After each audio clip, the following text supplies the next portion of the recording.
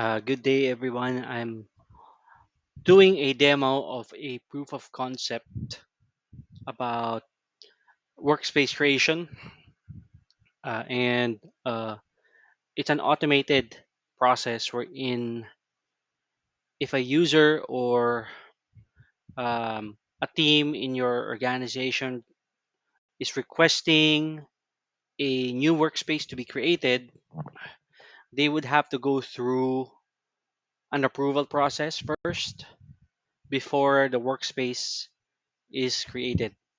So this is particularly helpful if you want to set up governance on top of your Power BI enterprise deployment. So what you're seeing here is a SharePoint list. So this is a simple request form that the user needs to fill out. They need to indicate who is the requestor and what is the name of the workspace. Anyway, later if you can also enforce naming conventions, right? It's really up to you. You can set a standard there, um, but in this case, we just ask for the workspace name and then a justification to help the approver make the decision. We'll put a start date and an end date so that later we can actually enhance the process so that we can um, implement a recertification process or an archival process, right? And you can ask the user to indicate if they need a premium capacity for this particular workspace, right? And they just hit on save. These are just sample entries. And as you can see, the second entry is actually already set to completed status. So I'll show you that later how. Uh, so this is the Power Automate flow that drives this process. So the trigger is if a new item is created in a SharePoint list, which is the one that I just showed, it will proceed to a start and wait for an approval step, then a condition, right? If the request has been approved, basically it goes through this true flow, true condition, and then it will now call a couple of HTTP endpoints, which requires um, a service principal. So this is the service principal that you need to create, or again, if you have an administrator who manages app registrations, you need to request for a service principal that at least have a workspace read write all and a capacity read write all permission. If you don't have access to the app registrations um, in Azure.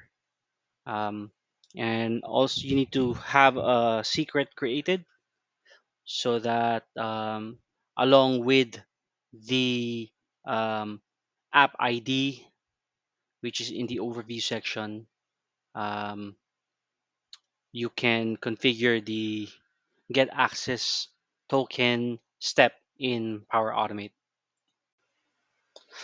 So to continue, after you have configured the client ID and the secret in the get access token HTTP action, you'll add a parse JSON action, which then basically gets those values and will be used in the succeeding action, which is the create workspace action.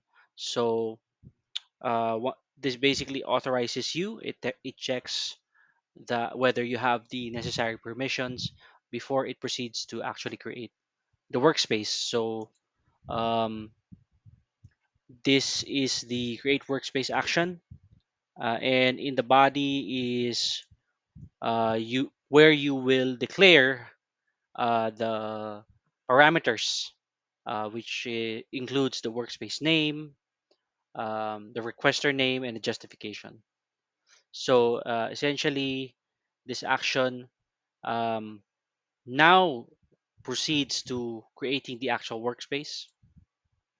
Uh, and similarly to what we did with the access token, you need to also have another parse JSON action, which takes the information from the preceding um, HTTP call.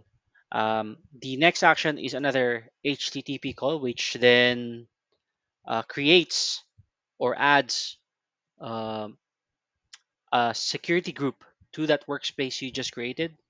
So in my case, I've indicated here a specific security group that by default, any new workspace that gets created becomes an admin. Now you can modify this, and instead of using one security group that is by default an admin, you can ask in your form so that the users themselves will indicate who will be the admins for that workspace, right?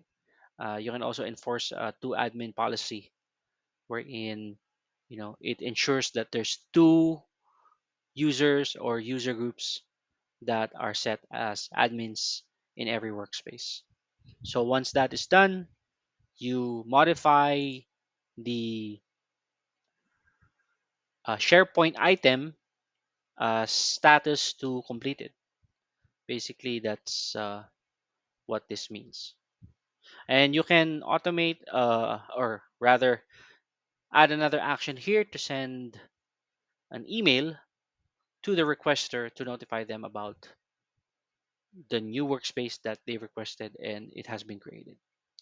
As similarly, if uh, the request gets rejected or the approver did not approve and essentially rejected your request, then the SharePoint item gets changed to the rejected status.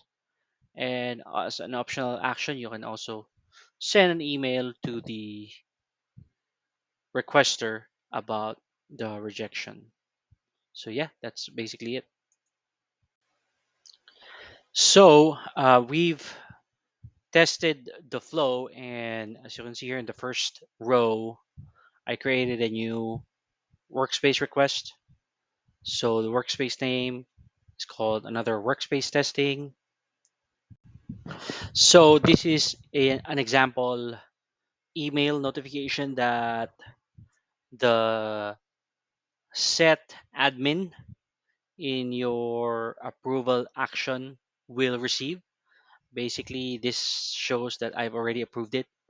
But if this is a new email and the admin has not responded yet, basically you will be given um, an approved or reject button to choose, and then you will have a field or a text box to add some comments with your approval. All right, so in order to check whether our workspace has been created, we need to go to the workspaces section of our Power BI admin portal or Fabric admin portal. To go there, you need to be a Power BI administrator role, or you need to have a Power BI administrator role, or Fabric administrator would be the new role name. And under the workspaces, you can see that this has been created. Um, and if we check on the access section, we can see that this security group has been added as an admin automatically.